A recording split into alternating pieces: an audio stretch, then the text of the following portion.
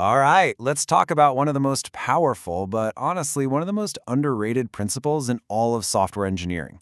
It's an idea that, if you can really get it into your head, will completely change how you write code, design systems, and just make your projects so much better. I mean, seriously, think about it for a second. Have you ever opened up a file and just stared? You're looking at it, and you have absolutely no idea what it's trying to do. We've all been there, right? That feeling of being totally lost in a maze of somebody else's or, hey, let's be honest, our own over-engineered mess. That's exactly what we're going to tackle today. And that feeling, that's your first warning sign. Because here's the deal. That kind of complexity isn't just some small annoyance. In software, it's pretty much the silent killer of projects.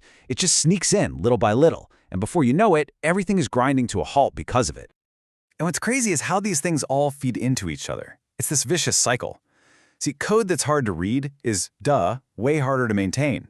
And when you can't easily maintain something, what happens? The chances of you introducing a new bug just skyrocket.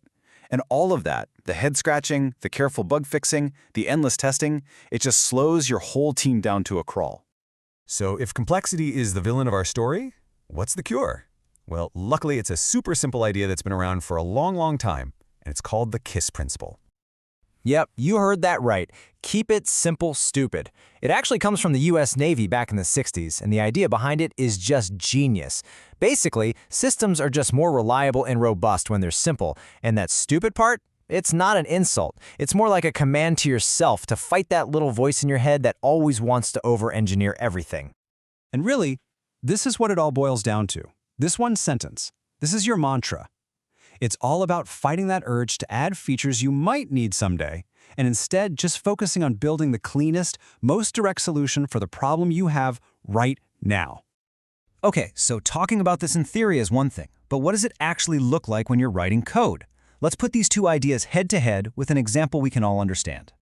This just shows the difference so perfectly, doesn't it? So you're building a login system. The KISS approach on the left? It's straightforward. Get the basics right, make it secure, you're done. The over-engineered one on the right? Oh boy. That's a developer's fantasy project. 6 layers of abstraction, a plugin system for login providers you're never ever going to use. It might sound impressive, but it is an absolute maintenance nightmare just waiting to happen. And this right here is the ultimate test, isn't it? When that emergency call comes in at 3 in the morning because something is broken, which system do you want to be working on? The simple one or the one with a dozen tangled parts that nobody on the team really understands anymore? Yeah, the answer is pretty obvious. Now, this principle isn't just about login systems, of course. It applies to absolutely everything.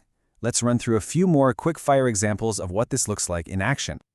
So, down at the code level, it means fighting that urge to build one of those giant God functions that does way too much. Instead, you break the problem down into small, simple functions that each do one thing. It's instantly easier to read, to test, and to reuse. You're basically being kind to the next person who reads your code, which, let's face it, is probably going to be you in 6 months. And for APIs, KISS means you are relentlessly focused on what your users actually need to do. Build a clean, intuitive API for that. Don't get lost in the weeds trying to build some massive interface that predicts every possible use case for the next decade. You'll never get it right, and you'll just end up with a bloated mess. Oh man, and this one is a big one. There's so much pressure these days to start every project with microservices, because that's what the big tech companies do.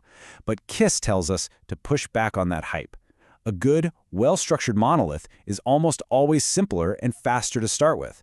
You only earn the right to deal with all the headaches of microservices when your scaling needs absolutely, undeniably demand it. So what do you get for all this self-control? Well, the rewards are huge. Your code is easier to read, which means less mental gymnastics for the whole team. Maintenance is way more straightforward. Simple solutions usually have less overhead, so they often run faster. Your system is more resilient because there are fewer things that can break. And the big one? Your whole team is more productive because you're shipping features instead of fighting complexity you created yourselves.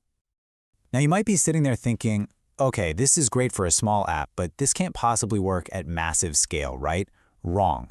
The giants, we're talking Google, Netflix, they might seem incredibly complex on the outside, but their entire success is built on this principle. They use small, simple services that each do one thing really, really well. Simplicity is how they're able to scale without everything falling apart.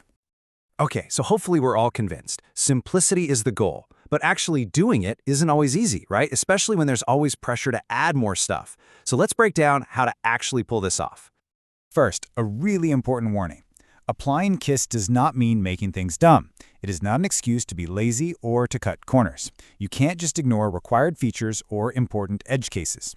The goal is to find the right amount of simplicity, to handle the complexity you need in the clearest way possible and get rid of everything else. So here's your playbook. Number 1, always start with the absolute simplest thing that could possibly work. 2, only add complexity when you have a new requirement that forces you to. 3, do not optimize anything until you have proof you have a performance problem.